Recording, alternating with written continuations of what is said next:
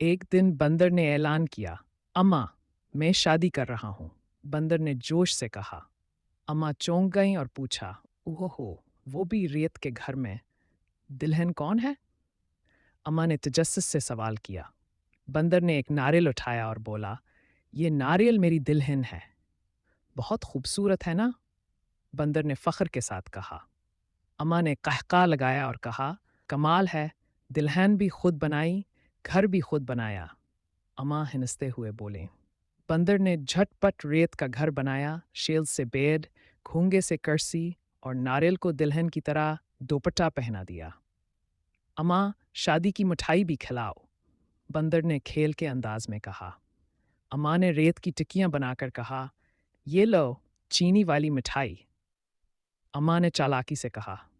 बंदर ने जैसे ही खाने की कोशिश की, रेत दांतों में घस गई। तंग आकर बोला,